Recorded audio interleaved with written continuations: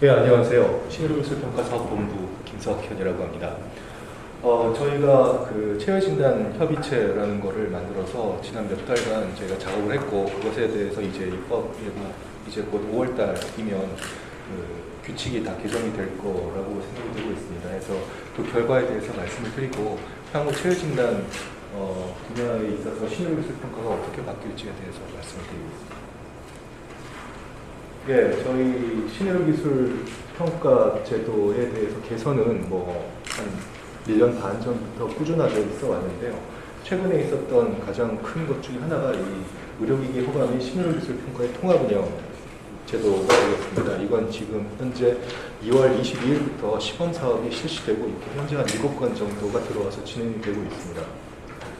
그리고 또 하나가 이 검사 분야에 있어서 신의료기술 평가의 최소화 및 간소화가 또 하나의 화두였습니다. 이 신의료기술 평가에서 이 검사 분야는 꽤 많은 비중을 차지를 하고 있었습니다. 대상을 보시면 체외진단 검사 및 유전자 검사가 특별하게 거기에 해당이 되는데요. 여기서 말씀드리는 이 유전자 검사라는 건 사람의 유전자를 얘기를 합니다. 그러니까 병원균의 유전자 같은 경우는 유전자 검사에 해당하지 않고 그냥 체외진단 검사라고 저희가 분류를 하고 있습니다. 체외진단 검사는 혈액이나 서력 등에서 이건 기본적인 것이기 때문에 다 아실 거라고 생각하고 넘어가도록 하겠습니다. 그래서 저희가 이 신소함 2014년도에 실은 저희가 심의 기준을 만들면서 간략화 했지만 그것보다 좀 더 이제 1년 반 정도의 시간이 지나면서 저희가 불필요하다고 생각되는 부분들을 과감히 통폐합하고, 그리고 뺄 거는 빼고, 그렇게 하면서 평가 대상을 좀 많이 줄이려고 노력을 했습니다. 그래서 잘 아시겠지만 관계기관 전문가 산업계 등이 참여하는 체외진단 협의체를 작년 말에 구성을 해서 제가 기억하는 걸로 한 4차례 정도의 회의가 진행됐던 걸로, 4차례 맞습니다. 4차례 회의가 진행됐던 걸로 기억을 합니다. 그래서 복지부와 식약처가 참석을 했고요. 그리고 저희 네카 신의료기술평가사업본부와 심평원에서 참석을 했습니다. 그리고 바이오협회와 의료기기협회에서 참석을 하셨고, 대한병리학회와 진단검사의학회에서 참석을 하셔서 각각 의견을 주셔서 조율을 하는 과정을 거쳤습니다. 첫 번째 제가 생각하기에 가장 큰 거는 이 검사 원리 분류 포괄화라고 얘기를 할 수 있겠습니다. 제가 본부장이 되고 난 뒤로 평가를 내리는 과정에 있어서 뉴 타겟이 아닌데 방법이 바뀐 것만으로 신의료기술 평가가 되는 경우가 많았습니다. 물론 그 방법의 변화가 굉장히 큰 체인지여서 반드시 평가를 해야만 되는 경우도 있었지만, CIA로 되는 것이 EIA로 되는 것이 CIA로 들어왔는데 평가가 되어야 된다는 거는 저도 좀 그거는 아니라고 생각을 했었거든요. 그래서 그런 것들을 다 묶어가면서 검사 분류에 포괄화를 했습니다. 그리고 실제로 이게 업계분들하고는 대상이 되지는 않을 거라고 생각합니다. 선천성 희귀질환 검사입니다. 이거는 사업성이 없기 때문에 대부분 다 병원에서 연구적인 성격으로 진행이 되는 경우가 많고, 이건 한 해 한 20건 정도가 들어오는데요. 이거는 선천성 희귀질환은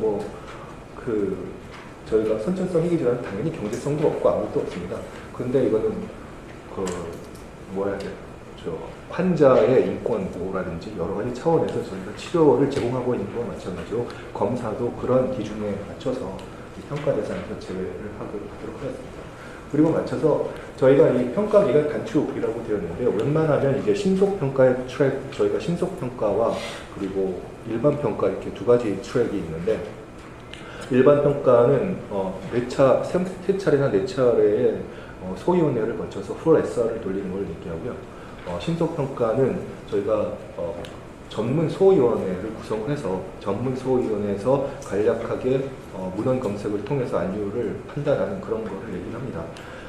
해서 저희가 가능하면 그런 패스트트랙을 많이 이용해서 이 기간 단축되는 비율을 높여보려고 노력을 하고 있습니다. 그리고 실제로 이 핵심 표적 대상 포함 검사가 실은 지금 현재로서는 당장 실행이 되고 있지는 않습니다. 이건 왜냐하면 개념의 정립이 필요한 거라서요. 지금 진단검사의학회와 병리학회를 중심으로 이것들에 대해서 어떤 식으로 개념을 정립을 해나갈지에 대해서 시뮬레이션을 지금 현재 돌리고 있는 상황이고, 그리고 각 케이스가 들어왔을 때 어떤 식으로 평가가 이루어져야 될까는 대략적인 안은 짜여 있습니다. 근데 이거는 향후에 그 신청이 들어오게 되면 저희가 시뮬레이션을 짜고 안을 가지고 난 다음에 신청이 들어오면서 몇 번의 트라이얼 에러를 거치면서 아마 성숙되어 나갈 거라고 생각을 하고 있습니다. 이런 핵심 표적 대상, 즉 표적 이센셜한 유전자나 이센셜한 물질만을 포함을 하고 있으면 지금 이건 다중검사에 해당이 되는데요. 그렇지 않고 그 외의 것들은 핵심되는 지표만 가지고 있으면 그 몇 개를 더 하든 그거는 신의로 기술 평가 대상은 아니다라고 저희가 규정을 하려고 하고 있습니다. 여기서 말씀드리는 이 핵심 표적 대상을 그럼 무슨 기준으로 어떻게 정의를 할 것인가? 수많은 질환에서 그 많은 조합들이 있는데 거기서 과연 이센셜한 걸 어떤 기준으로 어떻게 정할 것인가? 그거는 기본적으로 임상 전문가 선생님들이 정하셔야만 될 것이고 그게 어떤 식으로 될지에 대해서 현재로서는 이건 이렇다라고 답을 드릴 수는 없습니다. 왜냐하면 한 번도 해보지 않았기 때문에. 그래서 저희가 시뮬레이션을 지금 돌리고 있다고 말씀드리겠습니다. 자, 구체적으로 말씀을 드리면 기존에 저희가 40개 정도가 됐던 검사 원리 분류가 있었습니다. 이거를 16개 정도로 이렇게 꼭 줄였고요. 그렇게 해서 화학 및 면역 측정법 12개, 분자 시작표를 4개로 줄였습니다. 그래서 여기서 보시는 것보다는 그 다음에서 보여드리면 됩니다. 여기서 지금 가장 크게 여러분들이 실제적으로 어떤 키트를 개발하셔서 상품을 내놓으시고자 할 때 가장 영향을 많이 미치는 파트가 여기 정밀 면역 검사 파트 그리고 일반 면역 검사 파트일 거라고 생각합니다. 그리고 또 하나가 현재 그 분자 생물학적 진단 기법을 많이 사용하시니까 이 뉴클레이크 애시드 앰플리피케이션 그리고 뉴클레이크 애시드 하이브리다이제이션이 여기에 해당할 거라고 생각을 하고요. 향후에 NGS 같은 것을 이용해서 들어오시게 되면 만약 거기에서 이 시퀀싱 같은 거 들어갈 거라고 생각을 합니다. 현재 이 시퀀싱은 거의 대부분 그 병원에서 IBD, LDT로 하는 경우는 거의 대부분이니까 아마 이 키트 쪽으로는 별로 안 될 거라고 생각을 하고요. 아까 제가 대표적으로 예를 들었던 현재 타겟은 등재가 되어 있고 그것을 체크를 하는 방법이 엘라이자로 등재가 되어 있었는데 그게 CIA로 새로 개발을 하셨을 때 그거를 신의기술 평가를 받았었습니다. 근데 그런 것들을 모두 다 정밀 면역 검사라는 카테고리를 하나 다 묶었습니다. 그러니까 타겟이 EIA로 등재가 되어 있는 상황에서 여러분들이 FI 방법이나 CIA 방법을 개발하셨으면 그거는 당연히 기존 기술로 들어갈 수 있도록 하였습니다. 그리고 일반 면역 검사에서 중요하게 된 게 여기서 적어놓지는 않지만 일반 면역 검사에 ICA법이 추가가 되었습니다. ICA는 여러 선생님께서 많이 개발하시는 대표적인 그 현장 검사의 툴로 많이 이뮤노크로마틱 어세이에서 많이 하고 계시는데 그런 것들이 이 일반 면역 검사의 틀 안에 들어가서 대부분 쉽게 빨리 진행될 수 있도록 저희가 그렇게 만들어놨습니다. 이 외의 것들은 그렇게 크게 많은 변화는 실현되고요. 그리고 또 하나의 가장 큰 변화는 이 뉴클레이크 애시드 앰플리피케이션 이 세팅이라고 보실 수 있습니다. 전에는 그냥 PCR과 그다음 리얼타임 PCR, RT-PCR, 그다음에 리얼타임 PCR도 사이버그린을 사용하는 것, 그다음에 플루오선트 프로브를 쓰는 것, 그리고 아이소토멀 앰플리피케이션, 기타 등등 여러 가지 방법이 있었는데 그런 것들이 하나하나가 다 세분화가 되어 있어서 그게 방법이 바뀌면 다 컨펌을 했었어야 됐습니다. 근데 지금 현재 이거는 PCR, 진 앰플리피케이션 관련된 그런 클래시피케이션을 전부 다 하나로 갖고 역시 타겟의 밸리디티가 인정이 되어 있으면 그거를 베이직 PCR로 하든 리얼타임 PCR로 하든 아니면 아이소토멀 앰플리피케이션으로 하든 그런 것들에 대해서는 저희가 상관을 하지 않기로 하였습니다. 그리고 거기서 이 뉴클레이크 애시드 하이브리다이제이션 떨어져 나왔습니다. DNA 마이크로 어레이가 또 많은 관심이 있을 거라고 생각하는데요. 마이크로 어레이는 기본적으로 앰플리피케이션과는 굉장히 원리가 다르고 그리고 타겟팅하는 것도 굉장히 기본적으로 다르기 때문에 같이 묶을 수는 좀 없었습니다. 그래서 이거는 이렇게 따로 분류가 됐다는 걸 말씀드리겠습니다. 시퀀싱은 아까 말씀을 드렸고요. 지금 현재로서는 큰 문제가 되지는 않지만 결국은 NGS 지금 현재 하이스루풋 시퀀싱이 이제 실용화가 되고 그렇게 될 텐데 그게 이제 환자들한테 적용이 되려고 그러면 하나하나의 유전자를 체킹을 하는 경우에는 평소에 쓰던 생거 시퀀싱과 저희가 구분을 해야 될 이유가 없습니다. 그래서 실은 한 번에 돌리는데 100만 원이 넘는 그런 거를 이렇게 하나의 유전자에 하나하나의 개개의 유전자를 보기 위해서 사용하시지 않을 것이고 향후에 어떤 형식으로 유전자 군이라든지 아니면 엑솜이라든지 아니면 뭐 유전자 카세트를 만드시든지 키트를 만드시든지 그런 형태로 아마 진행이 되게 될 텐데 그때에 아마 이쪽에 해당이 될 거라고 생각을 하고 있습니다. 실제적으로 저희가 이번에 진행을 하면서 이게 만드는 게 실은 어떻게 보면 좀 너무 앞서 나간 게 아닌가 하는 생각도 좀 많이 가지고 있습니다. 왜냐하면 아까 제가 NGS 말씀드렸잖아요. 시퀀싱에서 어떤 식으로 환자 진단에 사용을 하게 될 것인가. 지금 전체적인 유전체 분석 이외에 그 다음에 어떠한 캔서 지놈 이런 것들을 어떤 식으로 등재를 하고 관리를 하고 그럴 것인가에 대해서 원칙이 서 있지 지금 않은 상황입니다. 원칙이 세워져 있지 않은 상황에서 저희가 그렇게 원칙이 세워지게 되면 어떤 식으로 평가를 내리겠다라는 거를 먼저 얘기하게 됩니다. 그렇게 됐기 때문에 실은 이거에 대해서는 조금 약간 논란이 있었습니다. 저희랑 복지부랑 기타 심평원이랑 논란이 있었는데 어찌됐든 이렇게 가야 되는 게 향후에는 맞다라는 그런 전제에서 좀 선제적으로 저희가 풀어놓은 게 있습니다. 근데 이게 선제적으로 풀었다고 해서 실제적으로 지금 실제적으로 사용이 되고 있지는 않기 때문에 이거에 관해서는 실감을 하시기는 어려울 것 같지만 향후에 식약처에서 NGS에 대해서 지금 많이 풀고 있고 실은 그런 테크닉이 꼭 NGS만 있는 건 아니잖아요. 마이크로 어레이 쪽에서도 충분히 할 수 있고 다른 방법에서도 많이 그렇게 하이스루트 제노믹 인포메이션을 얻는 방법은 여러 가지 있기 때문에 그런 것들이 나왔을 때 어떤 식으로 해야 될지에 대해서도 지금 좀 저희가 녹여놨다고 볼 수가 있습니다. 그거를 먼저 말씀을 드리고 가겠습니다. 그게 바로 이겁니다. 핵심 표적 분석 대상. 그게 바로 이 핵심 표적 분석 대상인데요. 전에는 저희가 분석 물질을 해가지고 하나의 유전자, 하나의 또는 프로테인 또는 뭐 어찌됐든 개개의 분석 물질을 저희가 실제로 심평원사 등재가 그렇게 되어 있을까요? 그거를 기존을 했습니다. 근데 저희는 이번에 표적 분석 대상은 검사 행위를 통해 질환 또는 상태를 분석하기 위한 물질 또는 물질의 조합이라고 정의를 내렸습니다. 그래서 그러면 이 분석 대상은 질환이나 증후군을 하고 있는 분석 물질의 조합. 예를 들어서 파필로마 바이러스 인펙션을 보고자 할 때 그 서브타입이 굉장히 여러 가지가 있지 않습니까? 그러면 그걸 어떻게 조합을 할 것인가가 여기가 퀘스천이 됩니다. 그리고 개별 유전자 또는 유전자군. 개별 유전자는 현재 하고 있는 겁니다. 근데 유전자군, 예를 들어서 메타스타시스에 유용한 유전자군 또는 튜머 인베이전에 관련된 유전자군, 리커런스에 관련이 있다고 생각되는 유전자군. 이 경우는 암이 먼저 앞에 나와야 되겠죠. 스토막 캔서 또는 헤파토셀러 칼시노마 또는 뭐 갑상선 암에서의 그런 형태로 아마 진행이 돼야 될 거라고 생각을 합니다. 그리고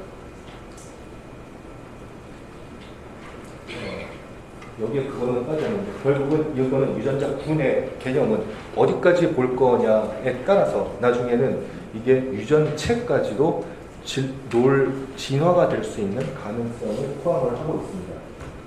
그래서 아까 제가 말씀드린 것처럼 향후에 NGS라든지 이렇게 대규모의 제노믹 인포메이션을, 제네틱 인포메이션을 받아들이는 그런 검사가 들어오게 됐을 때 어떤 식으로 대처할지에 대해서 일단 선제적으로 만들어 놓은 거라고 말씀을 드리겠습니다. 그렇기 때문에 저희가 이 다중검사에 대한 규정이 있었는데 다중검사는 인정을 하지 않고 다중검사라고 하더라도 개개가 하나하나가 모두가 등재되어 있어야 그 전체를 인정을 해주고 5개 중에 하나가 등재가 되어 있지 않으면 그 하나에 대한 validity를 컨펌을 받고 그리고 나서 5개를 다 인정하는 이런 형태로 갔었는데 저희가 이렇게 유전자군이라는 개념을 넣었기 때문에 그 개념은 이제 사라지게 될 거라고 생각을 합니다.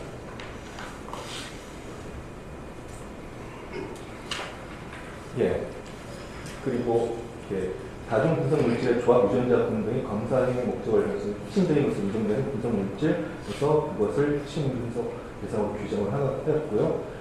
포함한 검사인 경우 모두 동일한 핵심 표적 분석 대상을 가지고 있고 거기에 어디셔널하게 몇 개 더 있는 이런 것들을 우리가 평가 대상으로 보지는 않겠다라는 것으로 얘기합니다. 그래서 기존 기술로 판단하겠죠. 그런 것을 생각을 해주시면 되겠습니다.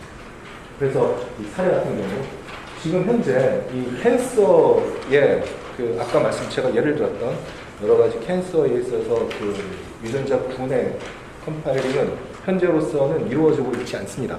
이루어지고 있지 않고, 그래서 제가 선제적이라고 말씀드리는데, 이런 거를 어떤 식으로 처리를 하면 좋을지에 대해서 병리학회와 지금 각 학회에 약간의 자문을 들여놓은 상태고, 그런 것들은 향후에 여러분들이 키트를 개발하시고 어떤 식으로 하실지에 대해서 굉장히 좋은 자료가 될 수 있을 거라고 생각합니다. 실제적으로 바로 적용이 될 수 있는 건 이런 거입니다. 제가 방금 얘기를 드렸던 파필로마 바이러스 인펙션 또는 이렇게 성매매 감염 원인균이라고 했을 때 정말로 성매매에 중요하다고 생각되는 감염군은 클라미디아, 마이코플라즈마, 트리코모나스 이렇게 쭉 나와 있는데, 실제로 임질균, 매독균, 기타 등등 몇 가지가 있고, 그 외에 엔테로박테리아라든지 또는 호흡기 박테리아라든지 이런 것들은 주요 타겟이 아니라고 저희가 생각을 할 수 있으니까 이센셜한 그룹핑을 딱 하고, 그 외에 다른 것들이 많이 들어간 키트들이 많은데 그런 것들은 이제 하나로 퉁쳐서 갈 수 있게 되는 거죠. 호흡기 바이러스도 마찬가지입니다. 호흡기 바이러스, 설사 원인균도 설사를 일으키는데 가장 중요하다고 알려져 있는 그런 박테리아나 바이러스를 한 세트로 먹고, 그 외에 어디셔널하게 몇 개가 더 들어가는 건 기존으로 봅니다. 그리고 또 하나, 이 검사의 목적이 다른 경우라는 게 하나 들어갔습니다. 이건 평가 대상인 겁니다. 표적 분석이 대상하더라도 실은 이건 전에도 계속 이렇게 하고 있던 건데 워낙 넓히다 보니 이거에 대해서는 다시 한번 명시를 한 거라고 보실 수 있습니다. 그 표적 분석이 동일하더라도 그 검사의 사용 방법이, 목적이 바뀐 겁니다. 즉, 그전에는 이거를 특징으로 할 건지, 스크리닝을 할 건지, 아니면 치료 방향을 결정할 건지, 이거는 임상적인 진행 방향이 바뀌는 거지 않습니까? 그러니까 이거는 그 검사 결과가 인생의 진료의 진행 방향을 바꿀 만한 값어치가 있는지에 대해서는 저희가 그거는 확인을 해야만 할 거라고 의견들을 주셔서 이거는 이렇게 들었습니다. 그리고 그래서 저희가 이렇게 40개가 넘던 거를 16개로 쫙 줄였는데, 이제 어떠한 타겟이 있었는데 그 타겟이 범위가 다른 데로 이렇게 그 16개에서 서로 움직이는 경우에는 여전히 전에 하던 것처럼 저희가 평가를 한다고 그렇게 말씀을 드린 겁니다. 네, 그리고 간이 검사의 경우에서 저희가 이거는 원래 있던 문구입니다. 간이검사의 경우 신유기술 평가 대상이며, 간이검사의 유효성 측면에서 심장질환 등 질병 특성상 긴급한 진단의 필요성 또는 의료기관의 편의성을 고려해 평가하며 검사로 인한 위해나 남용 등을 폭넓게 평가함. 이건 원래 있던 거고요. 근데 여기서 일반 검사로 불리던 ICA법을 고려 일반 면역 검사 이외의 간이검사에 대해서만 평가를 실시한다 라고 했습니다. 그러니까 ICA법은 요거에 해당하지 않고 우리가 진행을 하겠다라는 뜻으로 받아들이시면 되고, 다시 앞에 거를 제가 설명을 안 드립니다.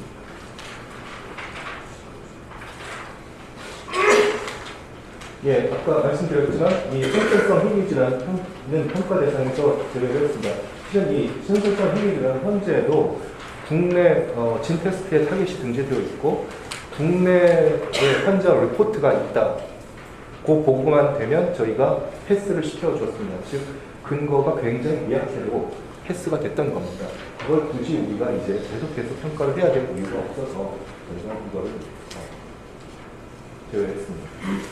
그래서 아까도 또 말씀드린 것처럼 기존으로 저희가 원칙적으로 모든 풀로 가게 되면 280일로 가게 되는데 저희가 신속평가로 할 수 있는 거를 될 수 있는 대로 많이 늘려보려고 하고 있습니다. 그렇게 되면 저희가 이렇게 90일 또는 그 안에서 전문검사 소위원회에서 어느 정도 결론이 나고 그게 신호기술평가위원회 올라가서 결정이 나고 고시까지 이루어지는데 아마 140일 정도면 될 수 있을 거라고 생각을 합니다.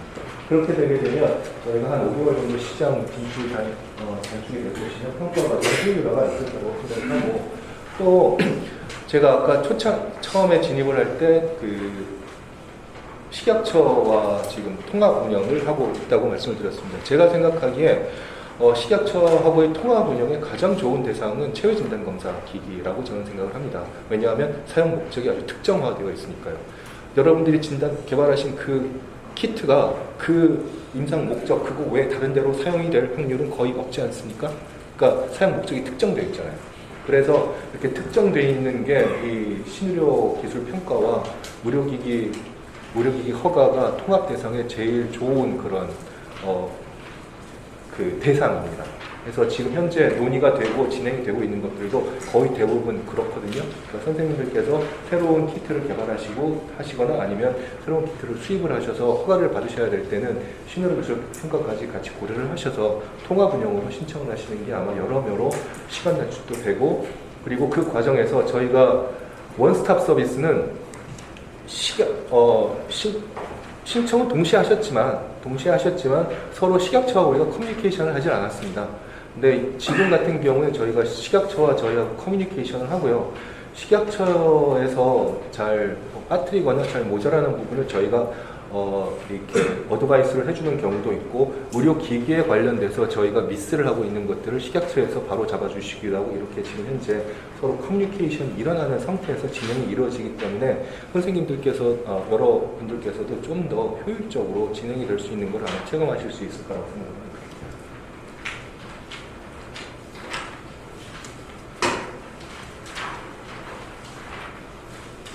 예, 이건 뭐 시행기준 표입니다. 현재까지 말씀드렸던 거를 그냥 정리해 놓은 거이고요. 뭐 이건 한번 보시면 될 거라고 생각합니다. 그래서 내용은 다 했습니다. 지금부터는 뭐 그거에 대해서 저희가 예측하는 건데요. 그래서 뭐 시뮬레이션 하고 돌리고 그렇게 했다는 얘기고요. 그렇게 해서 적용 전에는 체외진단 검사가 들어온 것 중에서 약 78%, 약 4분의 3이 평가 대상이었습니다. 물론 이것들 중에 상당히 많은 부분은 신속평가로 전문검사소위원회에서 전문 소위원회 단계에서 끝나는 것들이 많았습니다. 근데 저희가 이 룰을 바꾸고 나서 보니까 이게 앞뒤가 바뀌었습니다. 평가 비대상이 약 70몇 %가 되고 평가 대상으로 되는 거죠. 즉 저희로서는 실은 일감이 좀 많이 주는 겁니다. 한 1년에 약 80건에서 90건 정도가 떨어져 나갈 거라고 생각을 합니다. 저희가 1년에 300건이 좀 안 되게 하는데 그 중에 8, 90건이면 좀 양이 많기는 하죠. 많기는 한데 초창기에 이게 시작이 되면 심평원에서 판단을 못하겠다고 우리한테 넘길 가능성도 있기는 있습니다. 그래서 심층 안건으로 저희한테 넘길 가능성도 있는데 뭐 그거는 초창기에 한 몇 개월의 트라이얼 앤 에러를 겪을 때 일어날 거라고 생각을 하고, 결국은 한 5개월, 6개월 지나게 되면 우리가 생각했던 대로 시장은 이렇게 그 프로세스는 자리를 잡아갈 거라고 생각합니다. 예, 이거는 똑같은 얘기를 다시 이렇게 표로 만들어서 하는 겁니다. 252분인데 195건이 신의료기술 평가 대상이었는데 이제 73건이 신의료기술 평가 대상으로 돼서 지역 전에는 77.7%가 29.1%로 줄어들었다라는 걸 보여드리는 거고요. 자, 여기서 뭐 잘 아시겠지만 새로운 타겟은 반드시 신의료기술 평가를 받아야 되고, 그 경우에는 아마 풀 SR까지 가야 될 겁니다. 저희가 해보게 되면 이렇게 컴플릿 뉴 타겟의 경우는 실은 그렇게 많이 들어오지는 않습니다. 그래서 근데 그 컴플릿 뉴 타겟인 경우는 그게 정말로 의미가 있는지 없는지를 저희가 많이 봐야 되기 때문에 그 경우는 거의 대부분 유예할 시기를 봐야 될 거고요. 그렇지 않고 뭐 카테고리가 바뀐다든지 하는 것들은 저희가 이미 등재가 되어 있는 거기 때문에 그것을 정확하게 잡는지 안 잡는지, 그 방법에 의의가 있는지 안 있는지를 정도를 보면 되니까 그런 것들은 신속 검사가 될 거고요. 유전자 검사. 여기서 말씀드리는 유전자. 그래서 유전자 검사에서는 조마틱 뮤테이션과 그리고 그 컨제니탈 뮤테이션, 이렇게 두 가지를 봤었는데, 컨제니탈 뮤테이션은 이제 떨어져 나가게 된 거, 선천성 희귀 질환은 떨어져 나가게 된 거고, 조마틱 뮤테이션, 즉 암 유전자, 암에 관련된 유전자 검사만 저희가 남게 된 겁니다. 암에 관련된 유전자가 저희가 평가를 하게 되고요. 그 외에 여러분들께서 잘 아시는 카테고리는 다 여기에 있죠.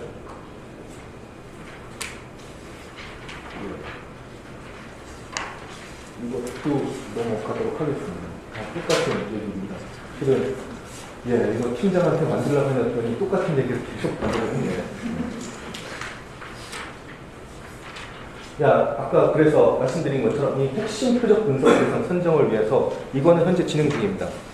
진행 중이고 병리학회와 진단검사학회에서 초안을 만들어 오시고 그거에 대해서 컨펌을 각 학회, 실제로 임상, 그러니까 그 검사를 오더를 내시는 분은 내과나 외과나 산부인과나 이런 선생님들이 내시는 거고 그 검사를 수행을 하시는 분들이 병리학회, 병리나 또는 진검에서 하시는 거잖아요. 그러니까 아는 진검이나 병리에서 만들지만 그거에 대한 컨펌은 저희가 그 각 학회를 통해서 한번 다시 비치는 그런 하고 과정을 거칠 것이고 그리고 그런 것들이 들어왔을 때 기존하고는 다르게 좀 더 어디셔널하게 핵심 분석 대상이라는 걸 규정해야 되는 프로세스가 하나 더 필요하게 됐습니다.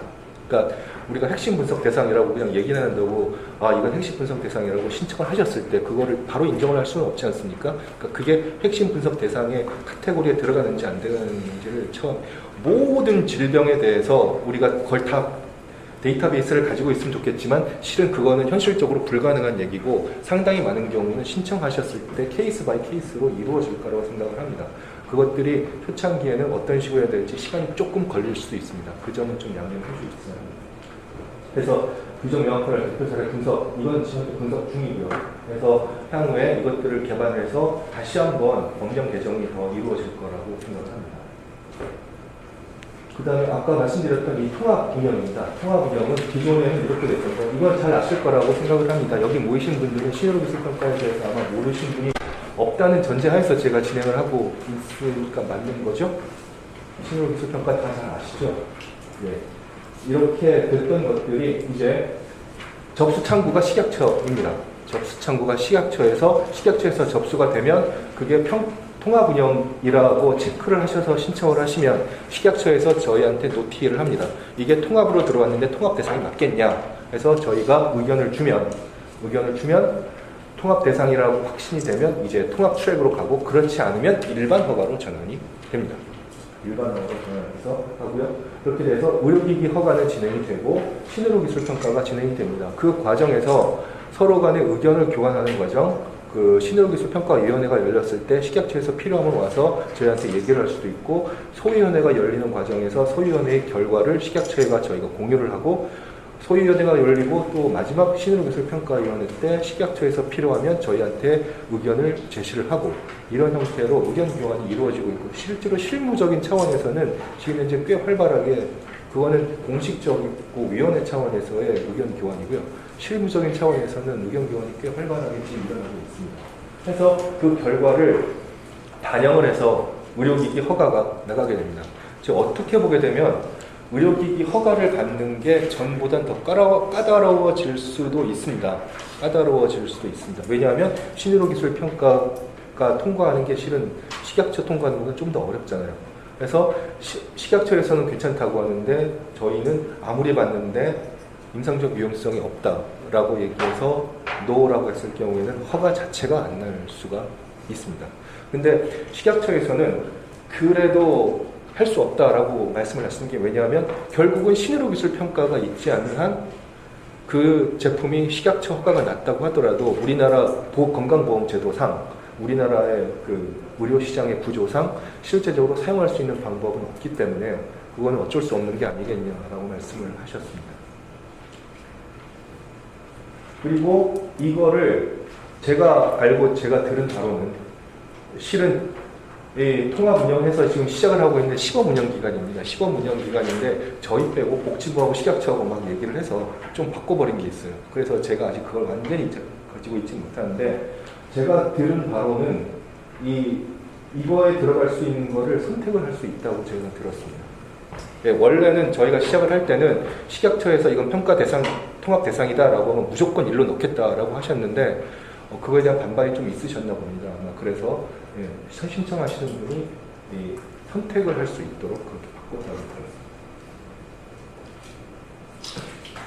그리고 또 하나 이거는 다른 건데요. 여러분들이 아까 그 김준호 사장님께서 그 임상 시험에 대해서 많이 말씀을 하셨는데 그 임상시험을 디자인하는 과정에서 실은 식약처에서는 의료기기의 성능평가의 형태로 디자인이 이루어지고 있습니다. 즉 기존에 있던 기술, 기존에 있던 기기와 동급의 기기와의 성능 비교의 형태로 많이 이루어지고 있는데 그런 것들은 실은 신의료기술평가에서는 별로 중요하지 않습니다.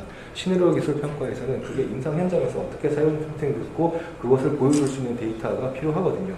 그래서 식약처에서 진행하는 것도 굉장히 중요하지만 실제적으로 그런 임상시험을 계획을 하실 때 신의료기술 평가와 그리고 실제적으로 임상에 사용될 수 있는 그런 거를 저희가 좀 도움을 주기로 했습니다. 그래서 요청을 약 1년에 아까 보니까 99건인데 근데 실은 IBD는 별로 대상이 안 될 것 같아요. 제가 생각하기에는. 그게 아니라 기타 의료기기가 실은 더 많이 대상이 될 거라고 생각이 되는데 그 경우에 그 식약처의 임상시험에 디자인을 하실 때 저희가 같이 이렇게 인볼브를 해서 좀 더 임상적인 관점에서 임상적인 유효성을 높일 수 있는 방법으로 저희가 디자인을 해드릴 수 있도록 하려고 지금 노력 중입니다. 근데 이거는 당장 실시할 건 아닙니다. 왜냐하면 이거는 저희가 원래 하던 일이 아니었고요. 그리고 이건 그냥 단순히 이렇게 할 수 있는 게 아니라 실은 여기에 사람들이 달라붙어서 계획을 세우고 자문을 보내고 자문 홍보를 다시 취합해서 컨펌을 하고 다시 얘기하고 이런 과정들이 굉장히 필요하기 때문에 굉장히 많은 인력 자원과 예산이 필요합니다. 그래서 저희가 이거에 관련돼서는 지금 복지부를 통해서 내년도 예산에 반영될 수 있도록 얘기를 해놓은 상태고요. 아마 긍정적으로 검토될 거라고 얘기하고 있습니다. 잘 아시겠지만 이러한 규제 개선에 관련돼서는 굉장히 위쪽에서 굉장히 관심을 많이 보이고 계시기 때문에 이런 것들을 기재부나 다른 데서 하기는 좀 어려우실 거라고 생각이 들어서 상당 부분은 반영이 될 거라고 생각을 합니다. 그렇게 반영이 되면 저희가 이거를 바탕으로 이런 임상시험에 대해서도 식약처 임상시험과 저희 임상시험을 좀 더 어떻게 보게 되면 임상적 유용성을 확보를 할 수 있는 형태로 진보할 수 있게 저희가 도와드리려고 해드리겠습니다. 근데 지금 이거는 아마 빨라야 올해 말이나 그렇게 시행될 수 있을 거라고 생각합니다. 제도 개선에 대한 기대 효과는 쭉 신청자의 편의가 증대됐고 임상시험 자문으로 비용 절감 효과가 될 경우 검사기기의 경우 대부분 통합 운영 대상이 된다. 이런 얘기가 되었습니다. 그래서 이 제도에 대한 확대는 다음 달에 시행할 예정입니다. 규칙의 개정이 될 겁니다. 그래서 지금 준비는 거의 끝난 걸로 알고 있고요. 그래서 이것도 마찬가지로 같이 개정이 되면 시행이 되는 것이고 신의료기술 통합 운영은 7월에 본사업을 시행하겠습니다. 현재 2월 달에부터 시범사업이 진행되고 있고요.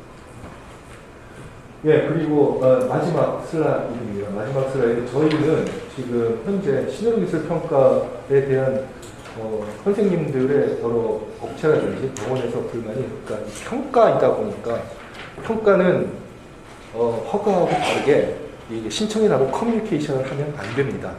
그렇잖아요. 그러니까 허가를 받아서 그 자료 보완을 봐서 될 때까지 받은 다음에 도장을 찍어주는 게 아니라 선생님들이 신청을 하시면 그 신청 내용에 따라서 저희가 자료를 모아서 선생님들을 모아서 이건 어떻습니다라고 이렇게 평가를 해가지고 그 결과를 알려드리는 상황인데 그 과정에서 커뮤니케이션을 하면 저희 소위원회나 신의료기술평가위원회는 아무도 안 하겠다고 하실 겁니다.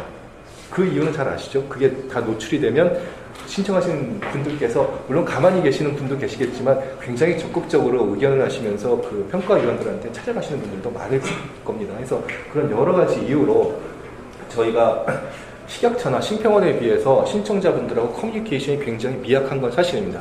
향후에도 저희가 가지고 있는 평가의 구조상 이거는 극복할 수는 없는 문제라고 생각을 합니다. 극복할 수 없는 문제라고 생각을 하지만 그럼에도 불구하고 선생님들께서 이 신청을 하셨을 때 의견을 개진할 수 있도록 소위원회가 열렸을 때 두 번째 소위원회가 열렸을 때 화상으로 그러니까 얼굴이 노출이 되면 안 되니까요. 얼굴이 노출이 되면 안 되니까 화상으로 직접 의견을 개진할 수 있는 기회도 드리고 있고 그리고 저희가 이런 팀을 작년에 유니트로 만들었다가 올해 팀으로 신설을 했습니다. 그래서 저희가 지금 굉장히 강화를 하고 있는데 저희가 아시는 분은 아실지 모르시겠지만 신의료기술평가사업본부가 몇 명이 될 거라고 생각하세요? 본부 직원이? 제가 전에 한번 들은 병이 있습니다. 신흥기술평가사업본부 직원이 한 200명은 될 거다라고 누가 얘기하시더라고요. 근데 그렇지 않고 38명입니다. 네, 저까지 합쳐서 38명이고 거기서 1년에 300건이 좀 안 되는 평가 안건을 저희가 진행을 하고 있습니다. 그 상황에서 그 38명이 다 평가 인원이 아니죠. 행정을 관련한 사람들이 있어야 되고 그런 상황입니다. 그 와중에 저희가 5명을 빼서 이 팀을 만들었습니다. 그래서 저희가 지금 굉장히 액티브하게 하고 있고요. 그래서 민원 상담을 하고 있으니까 저희 홈페이지에서 신청도 가능하시고 전화를 주셔도 언제든지 저희가 할 수 있는 한 최대한으로 응대를 해드리고 있으니까 그 신의로기술평가에 대해서 궁금하신 게 있으면 주저하지 마시고 저희한테 질문을 해주십시오. 저희가 이 홈페이지 같은 경우도 지금 굉장히 강화하려고 노력을 하고는 있으니까 아까 말씀드린 38명이 있는 이런 미니 부서이다 보니까 한계가 있어서 지금 잘 안 되고 있고요. 이것도 관련돼서 저희가 예산 신청을 많이 해놓은 상태입니다. 이것도 반영이 되면 향후에 많이 좋아질 거라고 생각합니다. 그리고 마찬가지로 이 팀에서 하고 있는 게 이 제도 개선에 관련돼서 전담을 하고 있고 저희 신의로기술평가 이 제도는 이걸로 끝났다고 생각은 하지는 않습니다. 향후에도 계속해서 개선이 있을 거라고 생각을 하고 있고요. 지금 현재 나가고 있는 신의로기술 연구단계 이러한 기준도 향후에 어떻게 보게든 좀 변화가 있어야 되지 않나 하는 생각도 하고 있고 그거는 단순히 말씀을 드릴 수 있는 건 아니고 지금 현재 연구 용역 사업을 하고 있는 것도 있고 여러 가지 통해서 저희가 꾸준히 제도 개선을 하려고 노력을 하고 있습니다. 만약 여러 가지 의견이 있으시면 그 의견을 피드백 주시면 저희가 향후에도 많이 반영을 하도록 하겠습니다. 네, 감사합니다.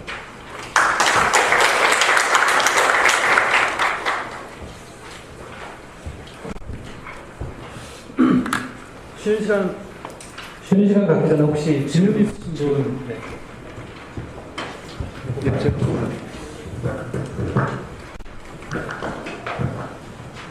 제가 제도 개선이 많이 돼서 네. 이 체제단 기업협의회에서 많은 함께 제가 좀 했고 많은 분들도 왔습니다. 근데 근본적으로 제가 그 의견을 조금 달리할 수 있는 부분이 이제 저희들이 체인단 검사 어떤 검사 제품을 만들어서 앞에도 얘기했지만 식약처에서 통과를 받기 위해서는 식약처의 IRB를 통과를 해야 되거든요. 그래서 그 IRB를 통과한 다음에 그 IRB 내용을 갖고 임상 검사 실시하는 것도 대학병원들이 많이 가죠. 아까 10개 병원에서 한 70~80%가 다 수행이 되는데 이제 그 병원에 가서 다시 IRB를 합니다. 그래서 그 IRB가 일치가 됐을 때까지 왔다 갔다 할 수도 있고요. 그래서 네. 일치를 해서 그 IRB를 하면은 이제 그때 비로소 임상시험을 하고 임상시험을 한 것이 IRB의 내용과 틀리게 성적이 안 나왔다고 이제 페일을 하는 거죠. 이제 허가를 못 받는 거죠. 제 자료가 없습니다. 그런 식으로 되어 있는 게 지금 저희들이 제품을 만들어서 이제 허가를 받는 이제 과정입니다. 근데 그 부분에서 이제 그 병원에서 IRB를 했는데 그렇다면은 여기서 다시 의료 행위에 대해서 보신다고 하는 거는 아까 말씀하셨을 때 성능적인 부분에 대해서만 주로 본다. 우리 임상시험 결과가 낸 것이. 근데 그게 아니고 IRB라고 하는 것 자체는 그 임상적인 내용을 갖다 포함해서 본 거 아니겠습니까? 그래서 그렇기 때문에 제가 봤을 때에는 체외 진단 의료교육은 이런 식의 임상시험을 진행을 하는 것이기 때문에 그다음에 이제 결과적으로 만약에 이제 신의로기술 갖다 받게 되는 그런 제품인 경우에 그 안에서 하시는 거는 이제 임상 샘플 수를 늘려라라고 하는 권고사항을 주시는 거가 아니고 일단 메타 아날리시스라고 하는 기법을 통해서 문헌이 나와 있나 나와 있지 않나를 갖다 검토를 해서 거기에서 해당 사항이 없으면 이제 조기 기술로 이렇게 판단을 내리시는 걸로 제가 알고 있습니다. 지금까지 했던 것으로서는. 그렇다면은 임상시험을 국내에서 한 것에 대해서 같은 의사분들끼리 얘기를 하시는 거고 전문가 소위원회라고 하는 거는 진단검사의학과 진단검사의학과 선생님들이 모이셔서 하시는 건데 서로 인정을 하지 않으시는 건지 제가 그게 좀 궁금합니다. 아까도 말씀드렸지만 저희가 임상시험에 대해서 컨설팅을 하는 건 아마 체외진단기기는 대부분 해당하지 않을 거라고 저는 생각을 하고요. 해당하는 경우가 있을 수도 있습니다. 근데 그건 해보지 않으면 제가 알 수가 없는 거고 실제로 작년에 시행되었던 임상시험 리스트를 저희가 내용을 받아서 저희가 검토를 해본 결과 상당히 많은 경우에 있어서 임상적, 그러니까 기기의 성능 평가로서는 괜찮을지 모르지만 임상적 유효성을 하는 데는 조금 약간 모디피케이션이 필요하다는 결론을 얻었고, 실제로는 이건 식약처도 스스로 많이 느끼고 있는 겁니다. 이 과정에서 제가 말씀을 안 들었던 게 하나가 있는데, 이 과정에서 식약처에서 저희가 문헌 평가를 하지 않습니까? 문헌 평가를 하는데, 과거에는 문헌으로 퍼블리시되는 것만 저희가 인정을 했었는데, 그거 아주 중요한 건데 제가 빠뜨렸네요. 식약처에서 임상시험을 진행한 데이터도 저희가 하나의 문헌으로 인정을 하기로 했습니다. 그리고 그렇기 때문에 선생님께서 말씀하신 그거는 IRB를 통과했느냐 안 했느냐, 그리고 다른 사람들이 했느냐의 인정의 문제가 아니라 그 전까지는 저희가 그거를 인정해 줄 수 있는 포맷이었나 아니었나의 문제였고요. 이제부터는 저희가 그거를 인정을 해서 진행을 하기로 했습니다. 네.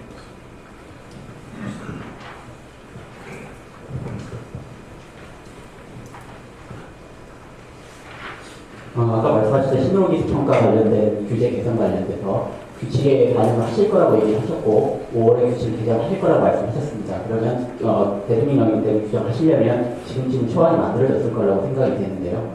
그렇다 그러면 신호기술 평가 대상의 제외 대상을 어떻게 규정을 하고 계시는지, 구체적으로 제외 대상을 조항에 넣으실 건지 아니면 별칭이나 어떤 식으로 그 제외 대상을 언급하고 계시는지 구체적으로 얘기해 주시면 감사하겠습니다. 그거를 케이스별로 들어서 저희가 명시를 하지는 않습니다. 원하시면 그것에 제외될 수 있는, 과거에는 이렇게 됐었는데 저렇게 바뀐다라는 케이스를 보여드릴 수는 있습니다. 근데 아시겠지만 규칙이라는 거에 대해서 저희가 어떠한 법 규칙에도 그 케이스를 예를 넣어서 하지는 않지 않습니까? 보조자료로 원하시면 저희가 그런 거는 케이스를 한 2-3개나 5개 정도 넣어서 보여드릴 수는 있습니다. 그런데 지금 현재 규칙에 보면 지금 평가 대상이 되게 모호하고 포지티브한 규제를 지금 들어가지 않습니까? 예를 들어서 보건복지 장관의 평가를 필요하다고 인정하는 경우, 지금 현재 규제 개선의 방향성하고 다르게 포지티브 규제 방식을 지금 택하고 있다는 말이죠. 그렇다 그러면 이거에 대한 개선이 없으면 현재 지금 국가정부에서 지적하고 있는 규제 개선 방향과 별로 달라진 게 없는 것 같아서 드리는 질문입니다. 예, 그거에 대해서는 제가 말씀드릴 수 있는 한계를 실은 벗어난 것 같고요. 거기서 보건복지부 장관이 정하는 경우라고 되어 있는데, 실은 그 앞에 굉장히 중요한 게 있죠. 그러니까 새로운 의료기술이라는 데에 대한 정의가 있어야 되고, 그거는 그 새로운 의료기술에 대한 정의가 뭔지는 잘 아실 거라고 생각합니다. 지금 우리나라 이 구조상 심평원에 리스팅이 되어 있긴 있느냐 안 되느냐가 새로운 의료기술이냐 아니냐에 대한 정의인 것이고, 그리고 또 하나의 경우는 기존에 등재가 되어 있는 기술이긴 하지만 검사의 대상이나 목적이나 방법이 바뀌어서 안유가 변경될 가능성이 있는 경우, 이렇게 명확하게 되어 있습니다. 근데 그것이 다 복지부 장관이 정한 경우입니다. 지금 여기서 거기서 다 놔두고 사용 목적, 방법, 대상이 바뀐 경우에서 방법이 바뀐 경우가 지금 엄청나게 많이 풀린 겁니다. 이 상황에서. 그리고 대상도 꽤 많이 풀렸죠. 그죠? 예. 그렇게 봐주시면 안 될까요?